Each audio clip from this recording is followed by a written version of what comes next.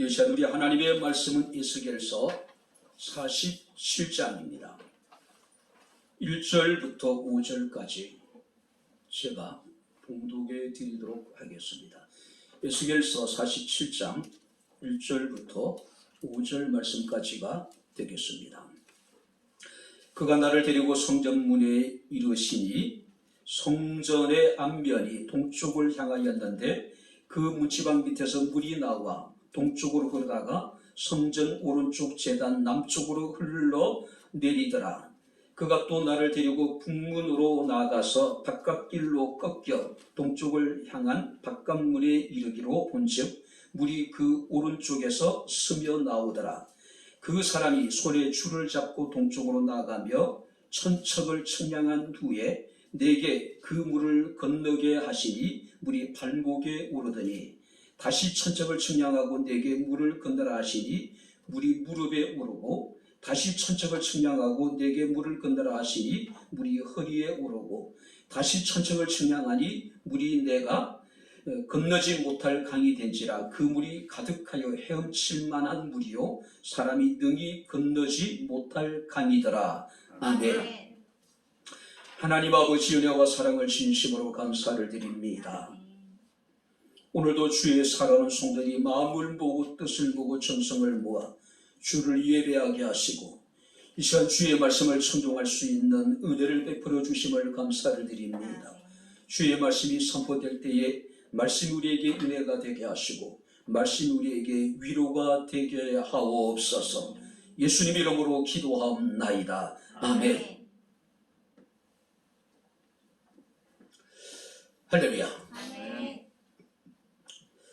사람의 습관이라고 하는 것이 굉장히 무섭습니다. 제 서재의 문고리가 일반적으로 위로 올리든 밑으로 내리든 대부분의 어떤 문고리들은 문이 열리게 되어져 있잖아요. 근데 이 서재의 문고리는 항상 올려야 돼요. 뭔가 고장이 났는지 한 3년을 그렇게 그 서재 문고리를 사용하다 보니까 저도 모르는 사이에 어느 문을 열더라도 그냥 내리면 되는데 문을 올리고 있는 제 모습을 봅니다. 그래서 이게 습관이라는 게 굉장히 무섭다.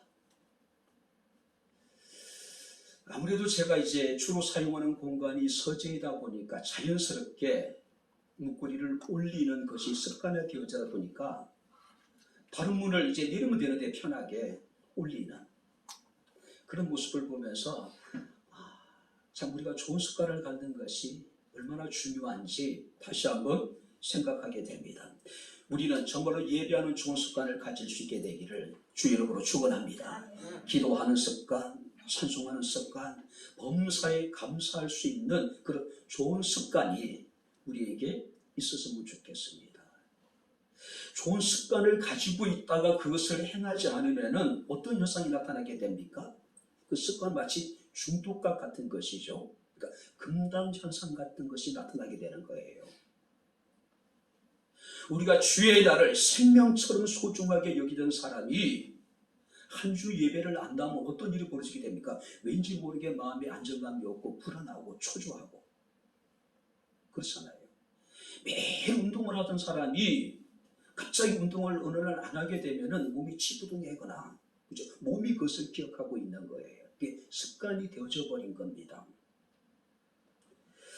어쩌면 예수께서도 습관을 따라서 한적한 곳에 가셔서 기도하셨답니다. 그것이 몸에 배겨졌다는 이야기예요. 주일날 되면은 당연히 우리가 주님 앞에 나와 예배를 드리고 어렵고 힘든 일을 만나게 될 때 우리가 하나님을 기도하고 그런 중에도 찬송하고 우리가 늘 살아계신 하나님을 가까이 할 수 있는 좋은 습관들이 우리에게 있게 되기를 주님 이름으로 축원합니다. 자, 오늘 이제 2600년 전에 아버지를 따라서 성전에서 봉사하는 제사장의 직분을 사모해서 착실하게 바로 그것을 준비했던 25살의 한 청년이 있었습니다. 보통 이 이스라엘의 레위인들은요, 그러니까 20살 때 성전에 들어가서 처음에는 허드렛 일을 하기 시작을 합니다. 그러면서 이제 앞으로 그들이 제사장으로서 바로 하나님 앞에 제사하는 법을 배우기 시작을 해요. 그리고 이제 나이 30살이 되게 되면은 제사장으로 취임을 하게 되고 자신에게 맡겨진 직분에 따라서 어떤 이제 제사장 역할을 감당하게 됩니다. 그런데 이 청년이 25살 해가 되던 해, 그러니까 성전에 들어간 지 5년째 되던 해에 그는 졸지에 바벨론의 포로가 되어져서 유다왕 여호야긴과 함께 수백 킬로 떨어져 있는, 수천 킬로 떨어져 있는 바벨론으로 사로잡혀가게 됩니다. 자, 그는 포로가 되어져서 바로 바벨론에서 나무를 패는 일을 하게 되고 수로를 개간하는 일을 그는 하게 됩니다. 자, 그러던 그가 포로가 된 지 6년째 되던 해에 그는 유다 왕국이 멸망했다라고 하는 성전병력 같은 소식을 듣게 됩니다. 그리고 하나님의 거룩한 도성이었던 예루살렘은 철저하게 회파되어지게 되고 성전 역시도 완전하게 파괴되어졌다는 이야기를 듣게 됩니다. 자, 포로로 사로잡혀온 이 에스겔이라든지 포로로 사로잡혀온 이 유다 백성들의 심정이 어떠했을까요? 그래도 내게 아직까지 조국이 있고, 그래도 하나님의 거룩한 도성인 예루살렘이 있고, 그래도 하나님이 예배할 수 있는 성전에 대한 기대가 있었는데 모든 기대가, 모든 희망이 이제 사라져버린 상황이에요. 이런 이스라엘 사람들의 좌절과 절망을 가장 잘 나타내주는 성경 구절이 있습니다. 시편 137편이에요. 제가 읽어드리겠습니다. 우리가 바벨론의 여러 강변 거기에 앉아서 시온을 기억하며 울었도다. 만국의 한을 품고 살아가다 보니까 눈물이 날 수밖에 없겠죠. 그 중에 버드나무에 우리가 우리의 수금을 걸었더니 이는 우리를 사로잡은 자가 거기서 우리에게 노래를 청하며 우리를 황폐하게 한 자가 기쁨을 청하고 자기들을 위하여 시온의 노래 중 하나를 노래하라 함이로다. 그러니까 포로로 사로잡혀 와서 만국의 한을 안고 살아가는 것도 고통스러운데 자신들을 그렇게 만들었던 바벨론 사람들이 뭐라고 이야기하냐면은 우리에게 기쁨을 청하고 우리에게 시온의 노래 중 너희가 예루살렘에서 하나님을 찬양할 때 불렀던 그 찬양을 우리에게 한번 불러달라고 지금 이야기하고 있는 거예요. 참담한 심정이죠. 우리가 이방 땅에서 어찌 여호와의 노래를 부를까? 온전히 하나님을 찬양하기 위한 찬양 같으면 얼마나 드릴 수 있는데 바벨론 사람들을 죽을게 하기 위한 그런 목적으로 바로 시온의 노래 중 하나를 부르라 하니 하나님을 찬양하는 그 찬송을 부르라 하니 참담했다는 이야기예요. 예루살렘에 내가 너를 잊을진대 내 오른손이 그의 제주를 잊을지어다. 내 혀가 입천장에 붙을지어다. 무슨 얘기예요? 차라리 내가 바벨론 사람들을 즐겁게 여기서 노래를 부르자면은 내가 수금을 타는 재주를 잃어버렸으면 좋겠다. 내 입술이 천장에 붙어서 노래하지 않았으면 좋겠다라고 이야기하고 있는 거예요. 낯선 바벨론 땅에서 그들은 근본적인 신앙의 회의를 가질 수밖에 없는 그런 상황이었습니다. 과연 하나님이 살아계실까? 하나님 지금 우리가 겪고 있는 이 고통과 아픔을 알고 계실까? 마치 하나님은 나를 외면해버리는 것 같고 하나님 나의 일에 대해서 침묵하는 것 같고 하나님 나를 돌보지 않는 것 같은 그 절망적인 상황이었어요. 그때 하나님께서 에스겔을 통해서 환상을 보여주십니다. 우리가 예수께서 37장 말씀을 보게 되면은 하나님의 해골 골짜기로 에스겔을 인도해서 뭐라고 말씀하십니까? 이 뼈들이 능히 살겠느냐라고 이야기를 해요. 하나님은 그 에스겔 골짜기에 그 해골 골짜기의 마른 뼈들을 다시 살게 하시죠. 뭘 말합니까? 바로 이스라엘의 회복에 대해서 하나님께서 그들에게 소망을 주신 거예요. 뿐만 아니라 에스겔서 40장 말씀을 보게 되면은 회파되어졌던 하나님의 성전과 예루살렘이 잘 정돈된 모습을 보면서 그들은 새로운 희망을 갖게 됩니다. 그래, 언젠간 성전이 회복되게 될 것이고 예루살렘 성이 다시 회복될 것이라고 희망을 갖게 됩니다. 그리고 오늘 본 말씀을 보게 되면 또 다른 환상을 보게 되는데 그 환상이라는 게 뭡니까? 성전 문지방에서 흘러나온 물이 아라바 계곡을 지나서 사해까지 흘러가는, 그래서 그 물이 이르는 모든 곳에 생물이 살아나고 고기들이 살아나고 바다가 살아나는 기적이 일어났다는 이야기예요. 그래서 다시 이스라엘이 살아나게 될 것이라고 하는, 다시 이스라엘이 회복될 것이라고 하는 것을 하나님께서 그들에게 알려주신 겁니다. 자, 대부분의 주석가들은 성전 문지방에서 흘러나온 이 물에 대해서 하나님의 복음, 하나님의 은혜라고 이야기를 하고 있습니다. 자, 1절 말씀을 우리 다시 한번 같이 읽겠습니다. 그가 나를 데리고 성전문에 이르시니 성전의 앞면이 동쪽을 향하여 있는데 그 문지방 밑에서 물이 나와 동쪽으로 흐르다가 성전 오른쪽 제단 남쪽으로 흘러내리더라. 동쪽으로 흘러서 아라바를 지나서 성경 말씀입니까?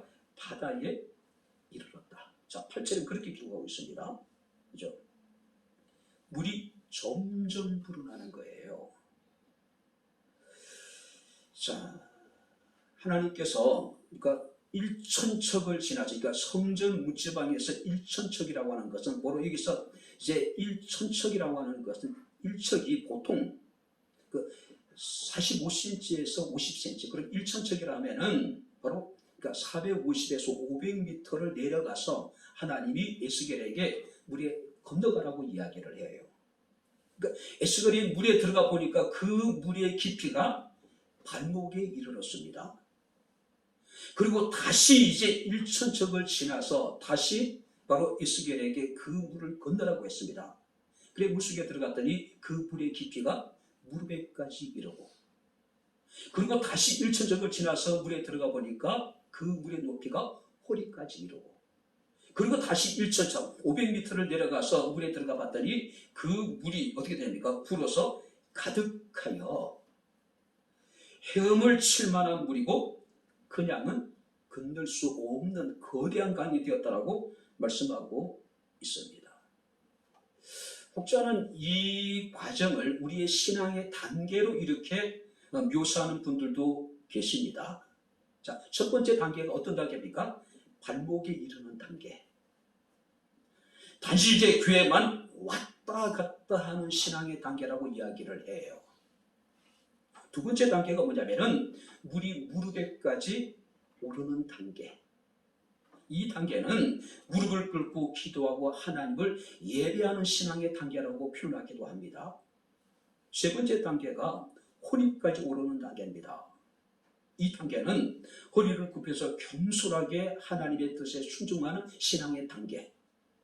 그리고 물이 온몸에 잠기는 단계라고 하는 것은 철저하게 이제 나의 자아가 죽고 내 속에서 예수 그리스도가 살아가는 신앙의 단계.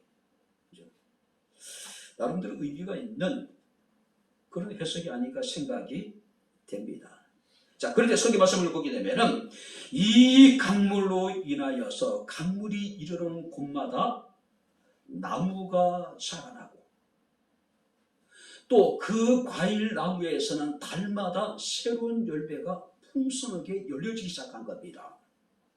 그리고 그 물이 죽은 바다에 있던 사이에 이르게 되니까 그 죽은 사이의 물이 다시 살아나게 되고 그 죽었던 사이에 수많은 물고기들이 나타나게 되고 그리고 어부들이 성경 말씀을 보게 되면은 나타나 그곳에서 이제 고기를 잡기 시작하는 겁니다.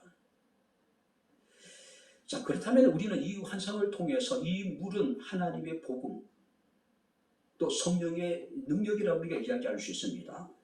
오늘 성경을 통해서 나타나 있는 바로 하나님의 복음의 능력, 성령의 역사가 얼마나 강하고 큰지 우리가 깨달을 수 있게 될 것이라는 이야기죠. 우리 오늘 주의 말씀을 통해서 하나님의 복음의 능력이 얼마나 크고 위대한지, 성령의 능력이 얼마나 크고 위대한지 살피면서 함께 은혜를 나누도록 하겠습니다. 자, 이제 8절 말씀을 우리 다시 한번 같이 보도록 하겠습니다. 8절 우리 다 같이 읽겠습니다. 그가 내게 이르시되 이 물이 동쪽으로 향하여 흘러 아라바로 내려가서 바다에 이르리니 이 흘러내리는 물로 그 바다의 물이 되살아나리라. 자, 성전 문지방에서 흘러내린 물이 동쪽으로 흘러서 아라바를 지나 바다에 들어갔다. 자, 여기서 아라바라고 하는 곳은, 그러니까 이스라엘 지도를 보게 되면은 이스라엘의 그 요르단과의 경계가 뭐냐면은 이 요단강이에요. 그러니까 요단강을 중심으로 해서 남북으로 이렇게 펼쳐져 있는 긴 계곡을 의미하고 있는 거예요. 자, 그런데 이 아라바라고 하는 것은 척박한 사막과 같은 토양을 가지고 있는 땅이라는 거죠. 그런데 그 아라바, 이 물이 아라바를 지나는 동안에 그 주변에 있는 모든 나무들이 살아나는 기적이 벌어지게 되는 겁니다. 그리고 수많은 열매들이 달마다 새롭게 열리기 시작하는 거예요. 뿐만 아니라 이 물이 아라바를 지나서 바다에 이르게 된 게, 바다라고 하는 것은 죽은 바다라는 뜻을 가지고 있는 사해입니다. 염분이 너무 많아서 아무것도 살 수 없는 바다라고 해서 사해라고 부릅니다. 그런데 이 물이 이르는 곳마다 척박한 땅이 살아나고 죽은 바다가 다시 살아나는 기적이 벌어지기 시작하는 거죠. 특별히 우리가 성경 말씀을 보게 되면은 되살아난다라고 이야기를 합니다. 되살아난다는 이야기는 바닷물이 신선해졌다, 바닷물이 깨끗해졌다는 그런 의미가 아닙니다. 정확한 의미는요, 그 치료를 받는다, 고침을 받는다, 완전해진다는 의미를 가지고 있는 거예요. 무슨 얘기입니까? 오늘 하나님께서 성전 문지방에서 흘러내린 그 물로 인하여서 척박한 땅이 고침을 받고 죽은 바다가 다시 살아났다는 이야기예요. 히브리어로 이것을 라파라고 이야기합니다. 라파. 자, 우리는 여호와 라파라는 이야기를 많이 듣죠. 여호와 라파는 뭔가? 치료하시는 하나님, 치료의 하나님. 출애굽기 15장에 보게 되면은 이스라엘 백성들이 기적적인 하나님의 능력으로 홍해를 건너지요. 그리고 그들은 홍해를 건너서 사흘 길을 행군을 하게 됩니다. 그들이 이르게 된 것이 수르라고 하는 광야였어요. 문제는, 자, 사흘 길을 걸었음에도 불구하고 그들이 마실 물을 얻지 못한 거예요. 자, 그런 중에 그들이 이제 마라라고 하는 곳에 이르게 되는데 그곳에서 한 우물을 발견하게 됩니다. 그래서 그들이 그 우물을 마셨지만은 그 우물이 너무나도 쓰기 때문에 그 우물을 마시자마자 엄청난 복통을 호소하기 시작하는 거예요. 그러다 보니까 이스라엘 백성들이 모세를 원망하기 시작하는 겁니다. 자, 하나님께서는 모세가 기도할 때에 모세에게 명하시기를 나뭇가지를 꺾어서 그 우물에 던지라고 말씀했습니다. 그래서 모세가 하나님 말씀에 순종했더니 그 쓴 마라의 물이 단물로 바뀌어지게 됩니다. 그때 하나님께서 당신 자신을 이스라엘 백성들에게 계시하시기를 나는 너희를 치료하는 여호와라고 말씀하고 있는 모습을 우리가 보게 됩니다. 뿐만 아니라 우리가 엘리사가 최초로 이제 선교사로서 그가 사역을 하기 시작을 할 때에 여리고 성의 물을 마실 수 없는 그 물을 소금을 넣었더니 그 물이 마실 수 있는 물로 바뀌어지게 됩니다. 자, 여기서 고쳤다는 말은 라파. 우리가 예레미야 19장 말씀을 보게 되면은 토기장의 비유가 나오게 됩니다. 이 토기장이가 자기 마음에 맞는 토기를 빚죠. 근데 보니까 마음에 안 맞아요. 어떻게 합니까? 그냥 깨뜨려 버리잖아요. 그죠? 그 깨진 것을 다시 완전하게 하시는 하나님으로 여기서 비유되고 있습니다. 자, 여기서 완전하다는 것은 뭐냐면 라파. 그러니까 우리가 라파라고 하는 것은 고쳐서 모든 것을 완전하게 하다. 완전하게 하다. 그죠? 오늘 하나님의 은혜의 복음이 증거되는 곳에 어떤 일이 벌어지게 됩니까? 병든 것이 치유를 받고 불완전했던 것이 완전해지는 기적이 지금 벌어져야만 한 겁니다. 우리 예수님의 복음이 증가되는 곳마다 죽은 영혼이 살아나는 기적이 벌어지게 되죠. 수많은 병든 자들이 고침을 받고 새로워지는 기적이 나타나기도 합니다. 바로 복음을 통해서 가정이 변화되기도 하고 복음을 통해서 그 사회가 변화되기도 하고 복음을 통해서 한 시대가 변화되는 기적이 일어나기도 합니다. 이것이 복음의 역사이고 이것이 성령의 역사라고 이야기할 수 있을 것입니다.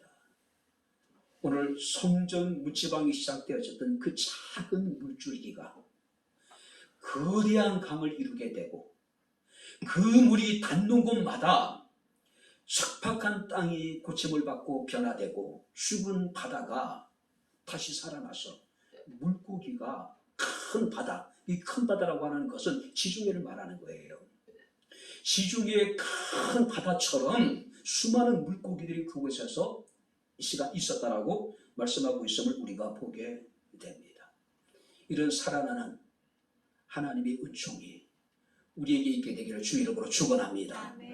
하나님의 말씀을 통해서 내 영혼이 살고 우리의 가정이 살고 우리 교회가 살고 정말로 이 사회가 살고 이 시대가 살아나는 기적이 일어나야 된다는 이야기예요. 뿐만 아니라 우리가 계속해서 9절 말씀 보니까 이렇게 말씀을 하고 있습니다. 이 강물이 이르는 곳마다 번성하는 모든 생물이 살고 또 거기가 심이 많으리니 이 물이 흘러 들어가므로 바닷물이 되살아나겠고 이 강이 이르는 각처의 모든 것이 살 것이다. 10절 말씀을 보게 되면은 또 이 강가에 어부가 서게 될 것이고, 자, 하나님이 복음을 통해서 척박한 거친 땅을 고치셨습니다. 죽은 바다를 하나님께서 다시 살게 하셨어요.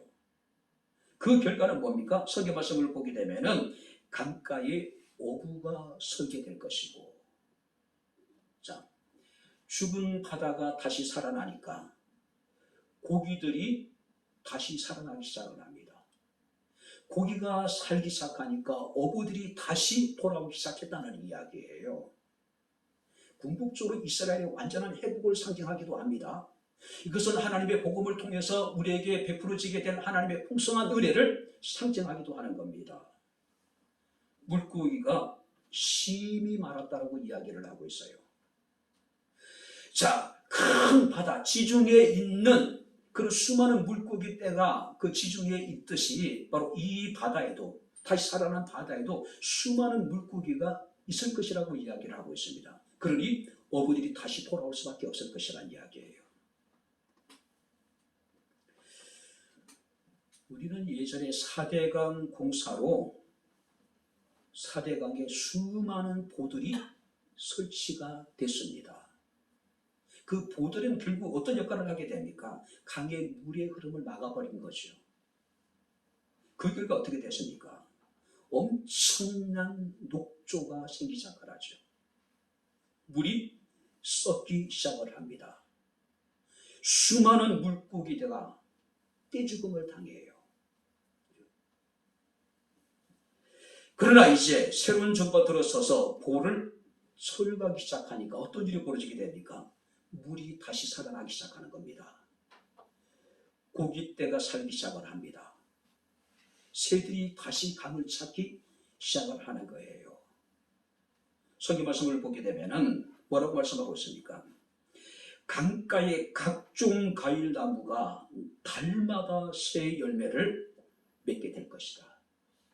자, 달마다 새로운 열매를 내게 될 거라고 이야기합니다. 이것은 다양한 하나님의 은총을 말씀하고 있는 거예요. 풍성한 하나님의 복을 지금 말씀하고 있습니다. 우리 요한계시록 20장에 보니까 비슷한 말씀이 있습니다. 또 수정 같은 맑은 생명수의 강을 내게 보이시니 하나님과 어린 양의 보좌로부터 나와서 길 가운데 흐르더라.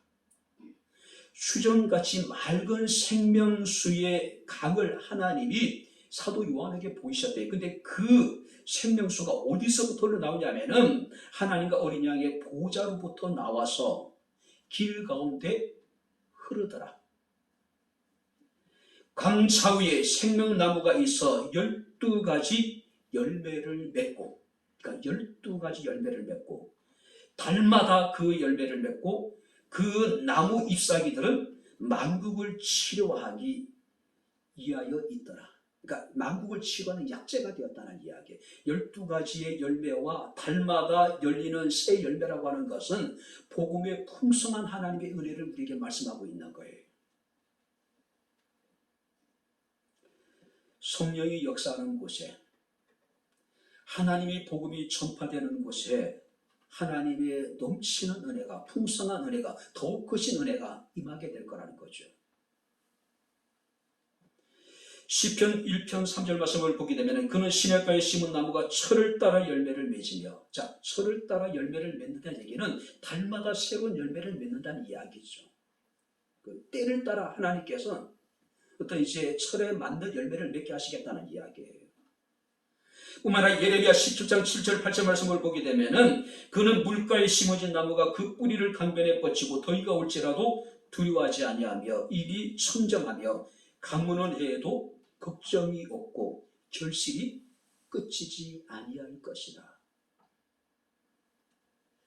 더위가 올지라도 두려워하지 않고 가무는 해에도 걱정이 없다. 왜냐하면 하나님께서 그 나무에 결실이 끝이지 않도록 복을 주실 것이기 때문에 그렇다는 거죠. 문지방에서 흘러나온 그 작은 물줄기가 거대한 강을 이루었습니다. 그리고 그 물이 바다를 살렸어요.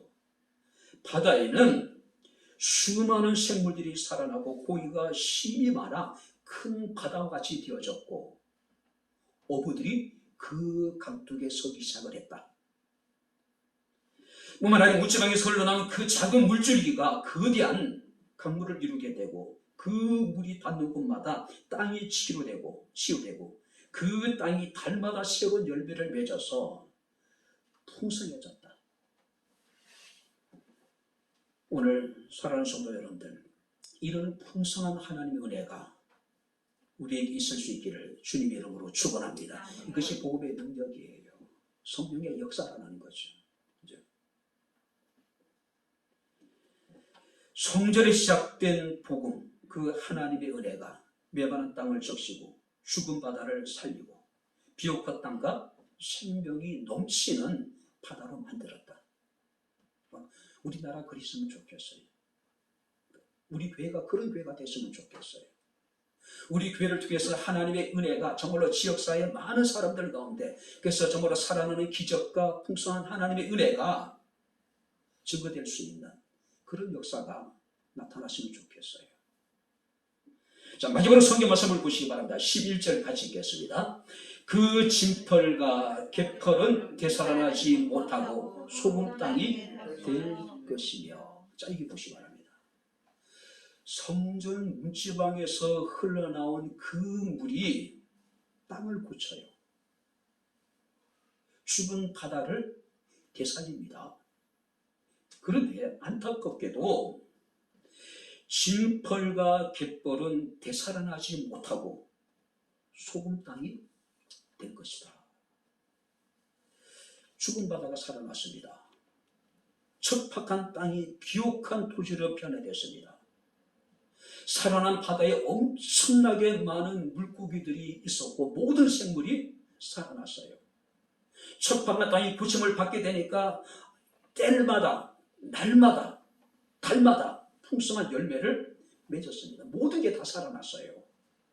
그런데 성경 말씀을 보니까 살아나지 못하는 땅이 있어요. 어디입니까? 진펄과 갯벌. 자, 여기서 진펄이라고 하는 것은 늪을 말하는 것이고 습지를 말하는 겁니다. 여기서 개펄이라고 하는 것은 습지와 늪, 웅덩이를 말하는 거예요. 그러니까 진펄이나 개펄이나 같은 의미예요. 그죠? 왜 이 물이 닿는 모든 것이 되살아났는데, 척박한 땅이 되살아나고 죽은 바다가 되살아나고 생명력의 역사가 나타났는데 왜 이 진펄과 개펄은 되살아나지 못했을까요? 이 사해 바다는요, 우기가 되면은 바닷가의 늪지대 같은 곳이 완전히 물에 잠겨요. 근데 물이 증발되기도 하고 물이 줄어들기 시작하면은 이 늪지대, 이 이제 웅덩이 쪽에 있는 물이 밖으로 나올 수도 없고, 사해 바다에 있는 물이 이 늪으로 진풀이나 갯벌로 들어가지 못해요. 그러다 보니까 어떻게 됩니까? 햇빛이 내리치게 되니까 물이 빠르게 증발해 버리는 거예요. 그리고 그 빠르게 증발된 그 자리에는 아주 두터운 소금층이 남게 되는 거예요. 그러니 결국 아무런 생물도 살지 못하는 황량한 땅이 될 수밖에 없는 거죠. 왜요? 물이 들어오지 못하니까. 자, 흐르지 않는 물은 필연적으로 썩을 수밖에 없죠. 바닷물이 계속해서 고여있다 보면은 그 고여있는 그 바닷물, 그곳 웅덩이는 뭐가 됩니까? 결국 그러니까 소금이 될 수밖에 없는 거죠. 소금층이 남을 수밖에 없는 거예요. 자, 그런데 여기서 진펄이나 개펄이 상징하는 뭘까요? 하나님의 구원과 하나님의 은혜로부터 단절된 곳을 의미하고 있는 거예요. 단절된 곳. 그러니까 오늘도 많은 사람들은 자기 스스로 자기의 성을 쌓습니다. 어떤 사람은 자기 스스로 자신의 울타리를 쌓아놔요. 그죠? 뚝을 쌓습니다. 하나님의 은혜가 내게 들어오지 못하도록요. 그죠? 철저하게 자신을 어떻습니까? 고립화시켜버리는 거예요. 이런 것들이 바로 영적인 진펄이고 영적인 갯벌이라는 거죠. 모든 땅이 고침을 받았는데, 죽은 바다조차도 되살아났는데, 그 척박한 땅에 풍성한 열매가 맺고 달마다 새로운 열매가 맺히고 죽은 바다에도 생물이 살고 고기가 넘쳐났는데, 그런 중에도 되살아나지 못한 땅, 진펄과 갯벌이에요. 많은 사람들이 하나님의 풍성한 은혜 가운데 살아감에도 불구하고 우리가 교회에서 예배를 드리고 찬송을 하고 우리가 종교인으로서의 의무와 책임을 다하면서도 그 하나님의 은혜와 단절된 삶을 살아가는 사람들이 세상에 적지 않는 거예요. 결국 이런 삶을 살다 보면 어떻습니까? 자신의 영혼이 피폐될 수밖에 없는 거죠. 하나님 은혜와 구원과 단절됨을 살다 보면 하나님과 점점 멀을 수밖에 없는 거죠. 그런 사람의 삶을 보게 되면 하나님 없이 이제 스스로 힘으로 살아가게 되는 거예요.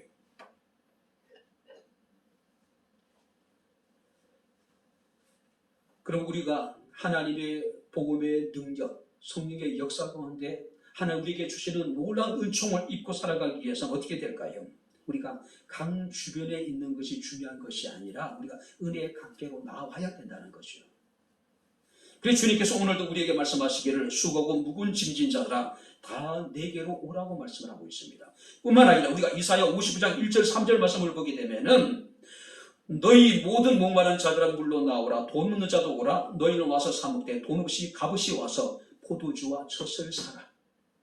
그리하면 너희가 좋은 것을 먹을 것이며 너희 자신들이 기름진 것으로 즐거움을 얻을 것이고 그리하면 너희 영혼이 살 것이다. 내가 너희를 위하여 영원한 언약을 맺으리니 곧 다윗에게 허락한 확실한 은혜.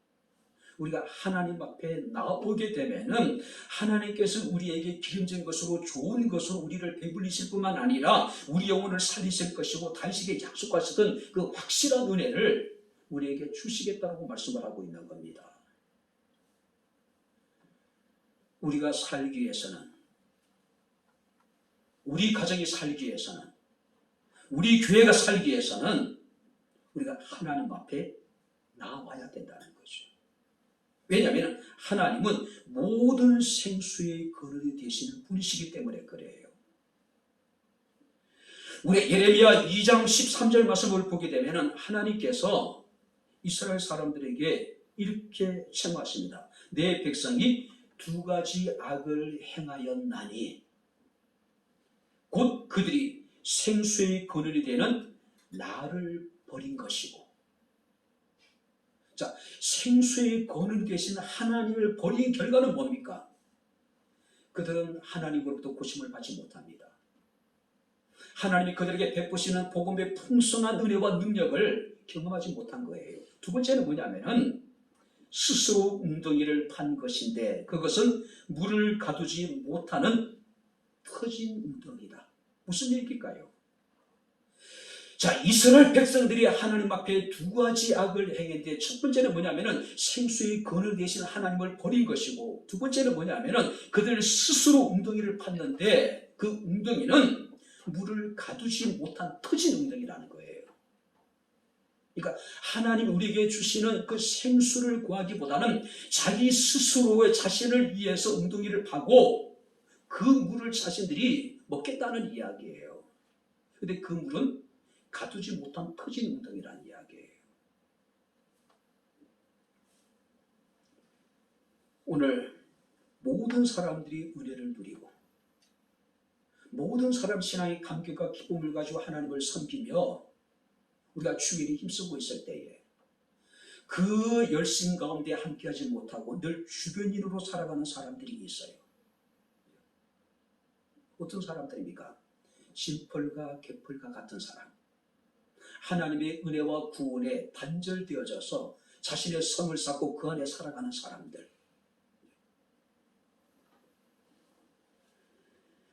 우리는 뒤로 물러가 진멸에 빠져 멸망하는 자들이 아니라 저물론 날마다 살아계신 하나님, 생수의 근원이 되신 하나님을 친근히 알 수 있는 저와 여러분들의 삶이 될 수 있기를 주님 이름으로 축원합니다. 우리는 그랬으면 좋겠어요. 그렇죠? 이제 말씀을 마치도록 하겠습니다. 에스겔서 37장에 보게 되면은 하나님께서 해골 골짜기로 에스겔을 데리고 갔습니다. 그런 말씀하신다. 인자야, 이 뼈들이 능히 살 수 있겠느냐라고 물어요. 아니, 이미 이제 사람이 죽어서 해골이 이제 완전히 해골이 되어져 있는데 그 뼈들이 어떻게 살아날 수 있을까요? 그때 에스겔 선지자가 하나님께 주 여호와여 주께서 아시나이다. 전 모르겠습니다. 하지만 하나님께서 하시고자 하면은 이미 말라서 해골이 되어진 뼈들이지만은 이것들이 능히 살 수 있을 것입니다. 나는 할 수 없지만 하나님 하실 수 있습니다. 그때 여호와께서 에스겔에게 명령하십니다. 여호와의 말씀을 대언하라고 말씀해요. 이 뼈들이 살아날 것이라고 선포하라고 이야기합니다. 에스겔 선지자가 여호와의 말씀을 대언할 때 어떤 기적이 벌어지게 됩니까? 성경 말씀을 보게 되면 뼈들이 서로 연결되고 그 뼈에 힘줄이 생기고 살이 오르더니 그 위에 가죽이 덮이고 사방에서 생기가 들어와서 그들이 살아났습니다. 그리고 하나님의 큰 군대가 되어졌다는 이야기예요. 이 뼈들이 다시 살 수 있겠느냐? 이 척박한 땅이 탈 수 있겠느냐? 이 죽은 바다가 다시 살아날 수 있겠느냐? 희망이 없이 살아가고 있는 이 시대에 희망이 있겠느냐? 정말로 우리 사회가 다시 살아날 수 있겠는가? 우리 교회가 다시 살아날 수 있겠는가? 내 영혼이 다시 살아날 수 있겠는가? 하나님 지금도 우리에게 묻고 계신 거예요. 살아날 수 있는 길이 있습니다. 뭡니까? 오직 하나님의 은혜의 복음을 통해서 성령의 능력을 통해서 죽은 것들이 다시 살아날 수 있다는 이야기예요. 마른 뼈들이 다시 살아날 수 있다는 이야기예요. 성전 문지방에서 흘러내리기 시작했던 그 물이 아라바 계곡을 지나서 사해에 이르렀더니 죽은 땅이 살아나고 죽은 바다가 살아났습니다. 모든 생물이 살아나고 큰 바다에 물고기처럼 수많은 물고기 떼가 다시 살아나는 기적이 일어났다라고 하는 사실입니다. 한마디로 모든 것이 살아났대요. 우리나라에 기독교가 들어오기 전에 우리나라는 어떤 나라였습니까? 지독한 가난과 질병과 무지와 미신으로 정말로 불쌍한 나라죠. 희망이 없는 나라였어요. 근데 이 땅에 주의 복음이 증거되자 그야말로 대한민국은 천지가 되게 되어졌습니다. 비록 암울한 우리가 일제강점시대를 지나고 6.25 민족 상단의 비극을 경험하기도 했고 우리는 독재에 신음하기도 했지만은 오늘날 대한민국은 세계 10대 경제대국으로 성장했습니다. 세계 최첨단의 IT 강국 중의 강국이 대한민국입니다. 그러나 우리는 아직까지도 전쟁을 끝내지 못하고 남북이 분단된 휴전의 상태에 우리는 언제 전쟁이 일어나도 전쟁 이상 것이 없는 그런 아슬아슬한 시간을 우리가 보내고 있는 것이 사실이에요. 전 세계는 지금 코로나로 엄청난 고통을 겪고 있습니다. 세계는 다시 미국과 중국과 러시아를 중심으로 신냉전 시대에 접어들어가고 있습니다. 러시아와 우크라이나의 전쟁은 언제 제3, 4 세계대전이 확전되더라도 이상할 것이 없는 상황으로 지금 계속되어지고 있어요. 그럼 우리의 삶은 좋을까요? 긍정적일까요? 대통령 선거 끝났음에도 불구하고 모든 현실만이 드러나고 있는 것이 사실입니다.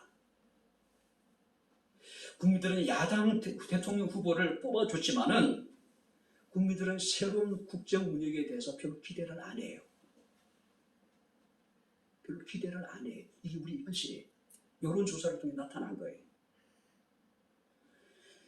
대통령 당선자도 국정 운영의 비전을 보여주기보다는 뜬금없이 비생산적이고 소모적인 논쟁거리만을 지금 만들고 있어요. 결국 대통령 관저가 육군 국방부로 이전한다는 이제 뉴스가 떴더라고요.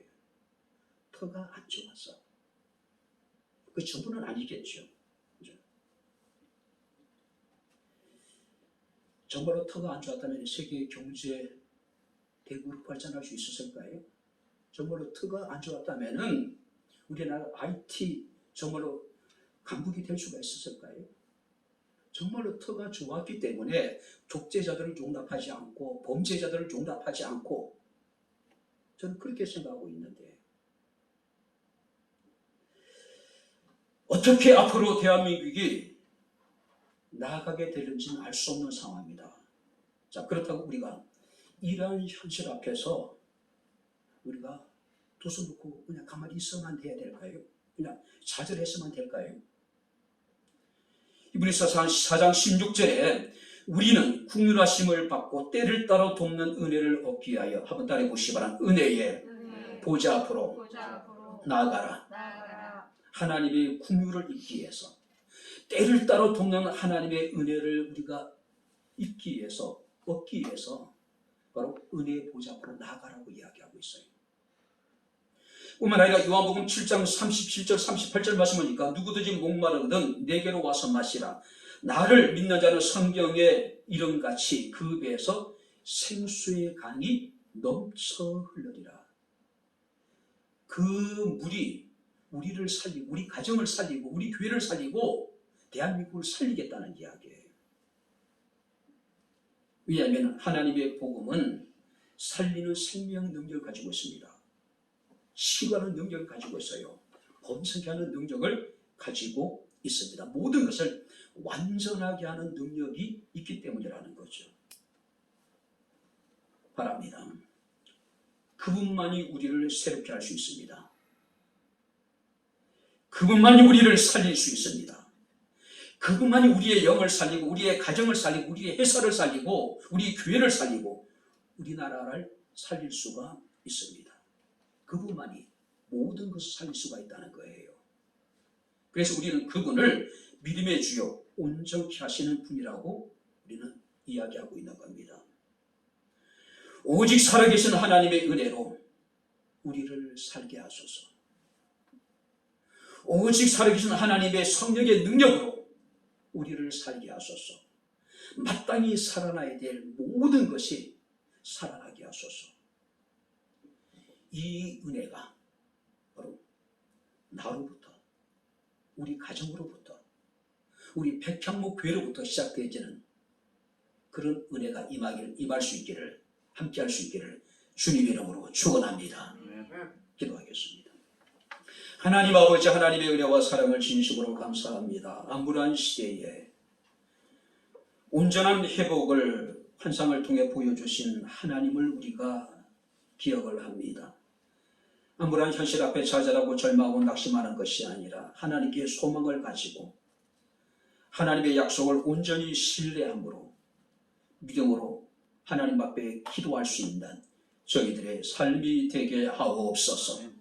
하나님은 모든 것을 새롭게 할 수 있으며 하나님 모든 것을 살릴 수 있으며 하나님 모든 것을 완전하게 하실 수 있는 분이심을 믿습니다. 오직 우리로 하여금 믿음의 주요 온전케 하시는 이인 주님만을 바라보게 하옵소서. 하나님을 인하여 우리가 살게 하시고 우리의 가정이 살게 하시고 마땅히 살아야 될 모든 것이 살아나는 은총이 임하게 하옵소서. 그 일이 우리를 통해서, 우리의 가정을 통해서, 우리 백향목교회를 통해서 시작되게 하옵소서. 예수님의 이름으로 기도하옵나이다. 아멘. 이제는 우리 주 예수 그리스도의 은혜와 하나님의 크신 사랑과 성령님의 교통 교제의 충만 역사 인도하시니 생수의 그늘이 되신 하나님께 나와 마음을 모고 뜻을 모고 정성을 모아 영과 진리로 하나님을 예배한 주의 사랑하는 모든 성도들 머리머리 이에 저들의 가정과 직장과 사업장과 이 교회와 이 나라 이 민족 이에 지금부터 영원토록 함께 있을지어다. 아멘.